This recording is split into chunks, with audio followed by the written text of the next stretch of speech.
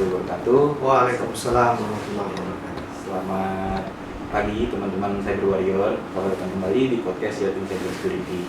Jadi dalam podcast Yatim Cyber Security kita juga mengundang dosen maupun guru ya, sebagai figur yang mengajarkan dan juga membimbing para pemuda kita khusus di bidang cyber security gitu.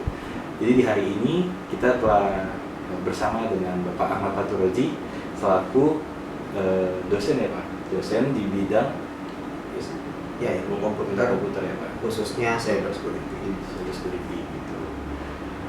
Saat ini mungkin Bapak Ahmad Fathur-Razi juga sedang mengajar ya di Universitas Bayangkara ya. Sudah berapa lama Pak untuk mengajar di Universitas Bayangkara? Dari 2018. Dari 2018 Pak.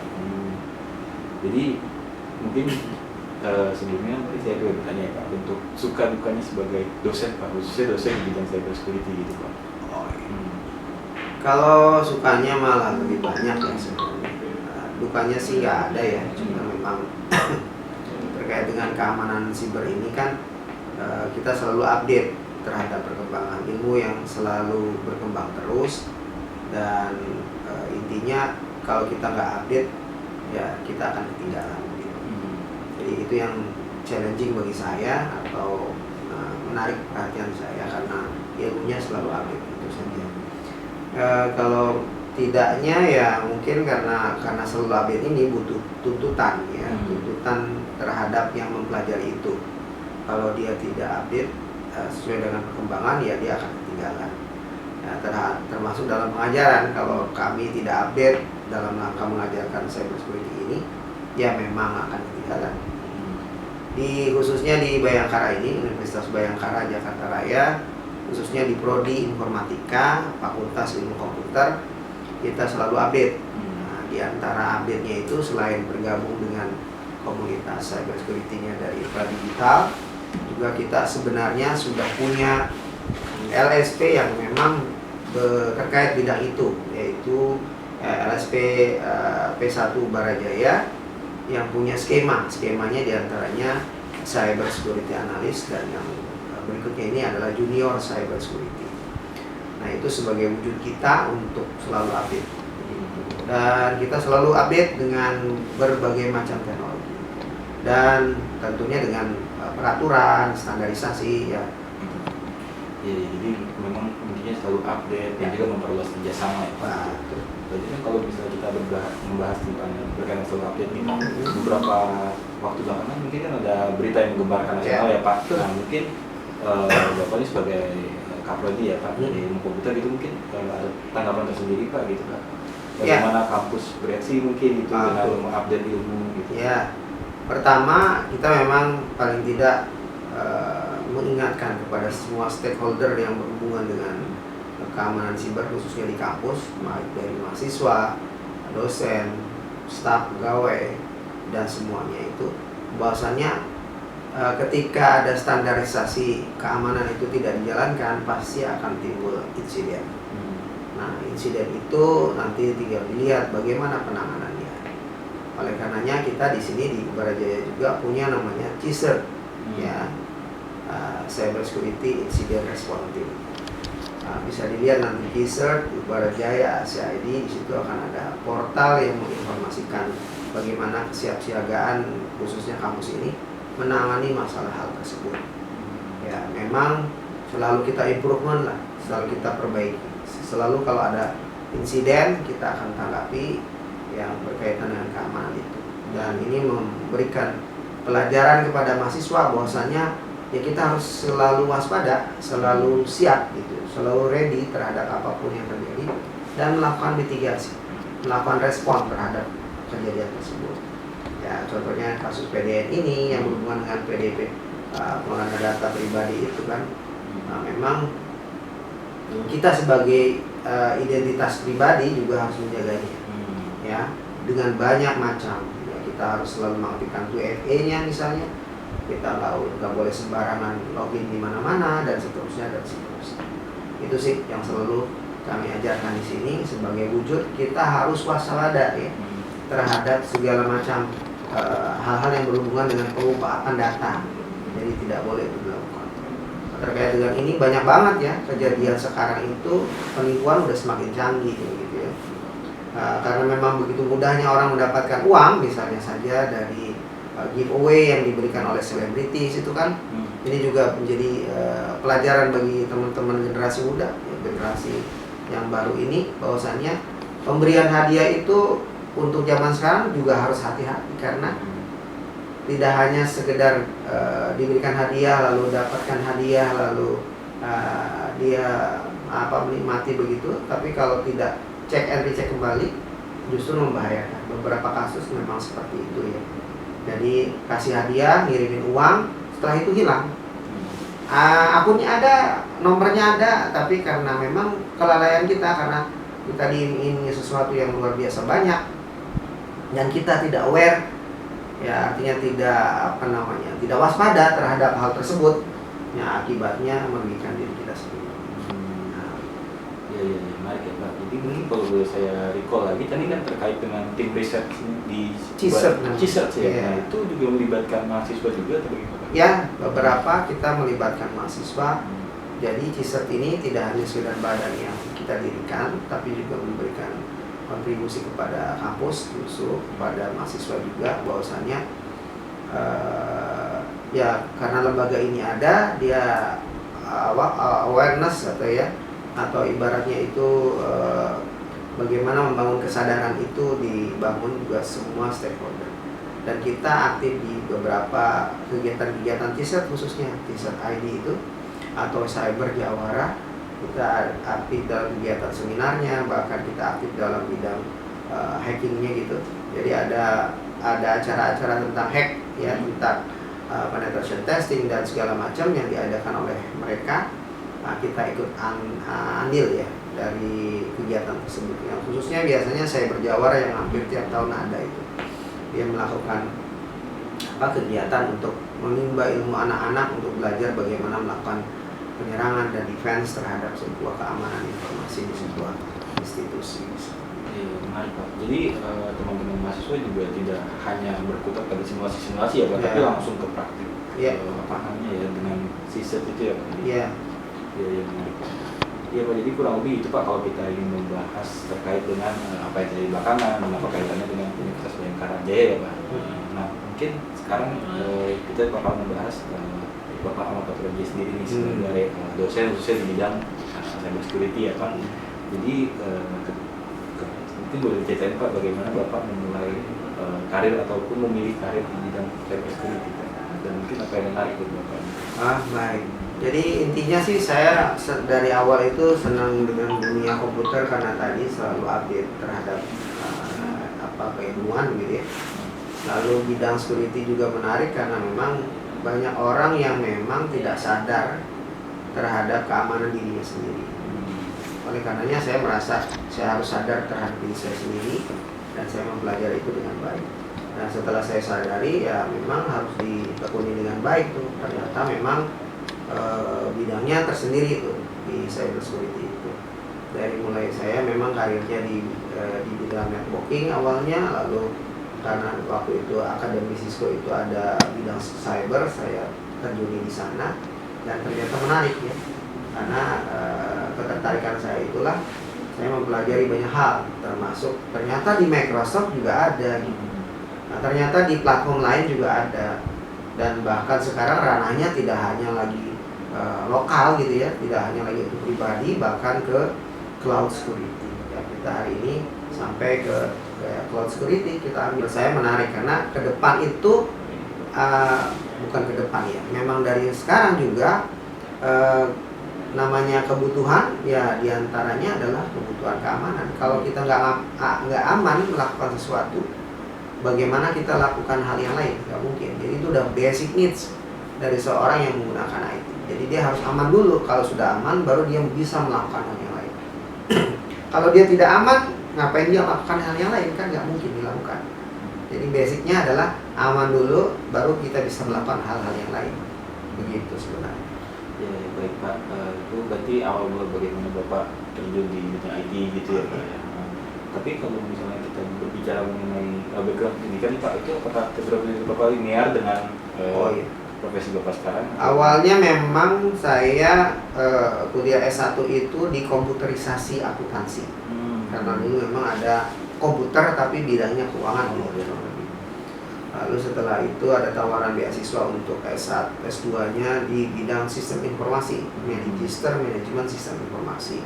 Lalu saya ambil bidang itu. Tapi setelah bidang itu juga saya ambil, saya juga melihat bidang lain yang memang bukan di background edukasi formal ya, kesarjanaan bukan, tapi best practice. Dimana saya dapati itu di Cisco Academy. Dari Cisco Academy itulah saya banyak terbuka informasi yang banyak, khususnya dengan informasi update ini, dan itu memang dari lama, dari tahun 2000-an. Jadi awal Cisco Academy berdiri kita sudah join gabung sampai hari ini. Dan setelah itu juga akan banyak vendor lain kan, atau platform yang lain ya, seperti Microsoft ini, Oracle Academy, IBM Skill Build-nya, dan seterusnya dan seterusnya. Dan itu ya, kita dalami semuanya, karena semuanya sekarang ada di internet. Semua tergantung Anda bisa nggak atau mau meningkatkan kapasitas diri Anda dalam bidang keamanan, dalam bidang security. Ya, tidak tertutup gitu. Jadi semuanya terbuka. Iya sih, ya. Di zaman yang kayak sekarang ini semua terbuka ya, terbuka. Jadi mungkin tips-tipsnya dulu Pak buat teman-teman Pak. Kira-kira untuk seorang yang saya contoh saya di background saya kan ekonomi Pak, terus pengen masuk ke IT nih contoh gitu kan. Nah mungkin apa aja sih Pak yang kira-kira bisa saya lakukan? Oh iya. Jadi gini sih sebenarnya. Apapun bidangnya sekarang, tentunya sekarang terkait dengan teknologi. Masuk apa saja lah, semua terkait dengan teknologi. Ada bidang ekonomi, di sana juga ada unsur teknologinya, dan Anda wajib melakukan itu sekarang kan. Anda bertransaksi kalau nggak pakai elektronik, kalau nggak pakai internet gimana? Akan sangat sulit untuk dilakukan. Hari ini Anda dengan handphone saja, in your fingerprint, Anda bisa bertransaksi. Artinya ini membuka peluang Anda memahami sesuatu yang lebih, yaitu tingkat keamanan gitu. Kalau Anda sudah paham itu keamanan, berarti Anda akan terpacu untuk mempelajari itu. Jadi orang ekonomi, bahkan banyak teman saya yang memang backgroundnya itu ekonomi, masuk mendalami dunia profesional, malah justru bidang security. Karena dia mikirnya kan sederhana, kalau saya nggak aman saya akan rugi. Kan itu prinsip ekonomi gitu. Nah kalau prinsip ekonomi dijalankan lalu di-combine dengan IT, dia akan lebih dalam mengerjakan itu. Dan cakupannya banyak banget, luar biasa banyak sekali. Jadi bagi orang-orang yang di bidang apapun, menurut saya, kalau Anda sudah berpikiran punya pattern, punya platform tentang security, pasti akan tertarik untuk mempelajari hal tersebut. Paling tidak untuk melindungi dirinya sendiri terhadap hal sekarang sini. Kalau Anda tidak bisa melindungi diri Anda sendiri, ya Anda rugilah, gitu ya. Buat apa Anda lanjutkan hal yang lain kalau Anda merasa kerugian? Dan itu kejadian banget, gitu ya. Anda punya rekening akun bank tiba-tiba hilang terus misalnya. Karena Anda salah download APK misalnya kan, yang sederhana begitu, tiba-tiba hilang, terus pihak bank juga tidak merasa tanggung jawab karena Anda sendiri ceroboh gitu. Oleh karenanya, kalau dengan update-nya Anda terhadap keamanan, lalu Anda tingkatkan skill keamanan itu, dan sekarang terbuka peluang, tidak ditutup dari mana saja. Anda mau dari ekonomi, Anda mau dari filsafat, Anda mau dari bidang apapun, ya kan nggak ada syaratnya di situ. Anda tinggal login saja, ikuti course-nya, Anda pahami, Anda bisa jalankan kok. Nggak ada yang sulit sebenarnya. Tinggal ada kemauan kan. Jadi yang pertama tadi kesadaran, lalu kemauan, tinggal berikutnya action aja. Tinggal kita jalankan saja. Ya, kita tinggal jalankan, nanti peluangnya akan muncul. Banyak sekali peluangnya akan muncul. Ya, beberapa kalau dari bidang saya, pendidikan dan training, ya akan muncul, orang akan tanya bagaimana caranya Pak, bagaimana di training, ya saya ikut ngajar misalnya ya, dan seterusnya. Atau misalnya ada sebuah services yang sekarang mudah-mudahan akan menjadi goal di proyek saya depan. Ada layanan perbankan butuh kepastian keamanan. Nah, orang siapa yang memastikan itu aman? Ya orang-orang kita lah yang pikir tentang keamanan. Kalau nggak ada, ya kan orang lain nggak tahu. Dia ngerti pajak, dia ngerti keuangan, tapi nggak ngerti bagaimana mengamankannya. Kan nggak, itu harus ada orang keamanannya tuh. Nah itulah peluangnya. Dan sekarang orang security itu dibutuhkan di mana-mana. Ya kasus CPDN inilah ya. Jadi udah banyak sekali ya peluang-peluang itu tercipta. Oleh karenanya kalau peluang itu tidak dimanfaatkan sangat sayang sekali. Iya. Jadi ini menarik Pak. Jadi intinya tuh bagaimana kita pengen ini bahasanya banting setir ya Pak gitu, itu sebagai ke kitanya sendiri ya Pak. Ya, kita terkunci betul-betul atau enggak gitu ya Pak. Dan ini mungkin juga berlaku buat teman-teman kita nih Pak yang masih muda-muda ya khususnya gitu, yang baru lulus kuliah kemudian ingin masuk apa ya ke dunia profesional gitu kan ya. Kan memang mungkin tidak cocok dengan jurusannya mungkin gitu, kemudian ingin cari profesi lain. Nah itu tadi ada tips dari Pak Fatur ya, dan bisa diimplementasikan ke semuanya gitu. Nah mungkin terakhir nih Pak, mungkin Bapak sempat menyinggung proyek ya Pak, mungkin boleh diceritakan juga Pak ke teman-teman gitu Pak, proyek atau penelitian apa yang pernah Bapak lakukan dan paling berkesan gitu Pak. Ya, kalau proyek penelitian yang berkesan memang tentang proyek bagaimana melakukan enkripsi terhadap sebuah file. Ini memang sampai hari ini yang kasus PDN itu kan gara-gara ransomware ya. Ransomware itu kalau kita tarik ke belakang itu ujungnya adalah enkripsi. Apa sih enkripsi? Enkripsi itu kan mengenkrip data, menyembunyikan data, menyandikan data yang sudah ada itu agar aman sebenarnya.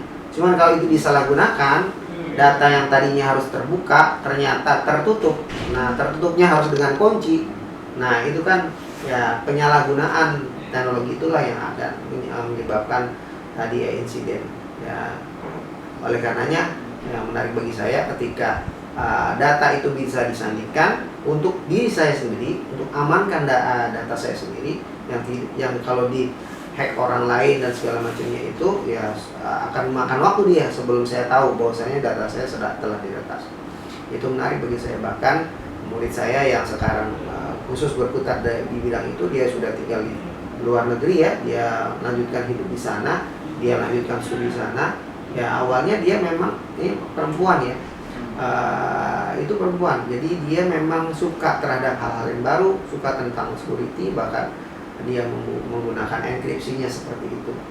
Dan ada dua ya, setelah itu ada penerusnya berikutnya juga membuat metode enkripsi berikutnya yang bisa ditayangkan di internet.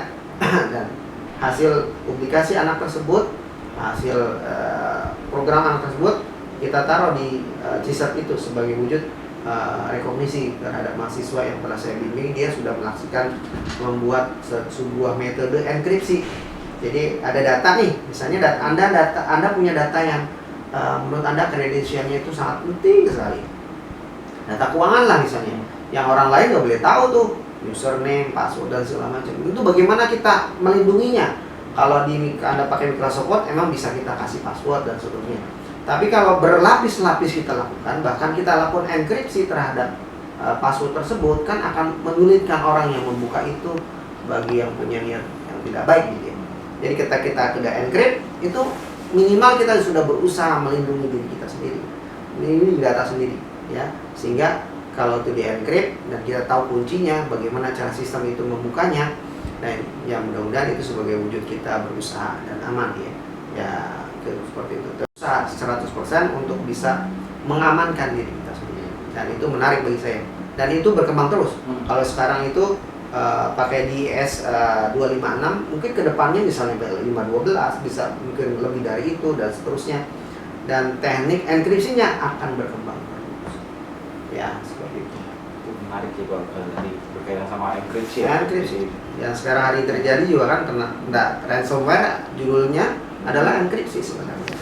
Jadi ada sebuah file di encrypt, tidak bisa dibaca. Akibatnya servisnya mati. Ada data Anda nih, DOC lah, XLS atau PPT atau apa, data apa aja yang setelah di encrypt datanya extensionnya akan berubah. Kalau udah berubah extensionnya, nggak bisa dibaca lagi oleh Microsoft Word, nggak bisa dibaca lagi oleh program yang lain. Contohnya sederhana gitu, kita punya foto yang sangat rahasia bagi kita, di encrypt orang nggak bisa dibuka lagi sama kita dan seterusnya. Apalagi sebuah layanan web service ya.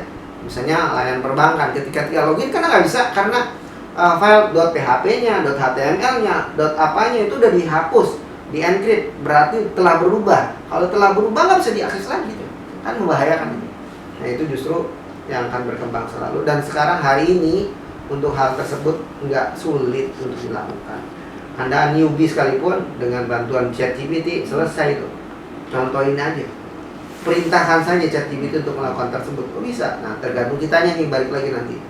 Jadi manner, behavior, sikap kita dalam kita keamanan, kita tahu bagaimana cara mengamankan, juga bertindak yang bijak, yang baik. Dan jangan sampai kita salah gunakan keilmuan kita itu dengan yang tidak baik. Baiklah doang. Ya, jadi tadi mungkin teman-teman Cyber Warrior udah dengar banyak ya cerita-cerita, sharing-sharing dan tips-tips dari Pak Fatur di sini. Nah, ini juga mungkin menandakan akhir dari obrolan kita nih Pak. Semoga bisa jadi inspirasi dan motivasi buat teman-teman semua yang ingin terjun ke dunia IT khusus cyber security gitu ya. Jadi sekian dari saya dan Bapak Fatur di sini. Sampai bertemu di episode selanjutnya teman-teman.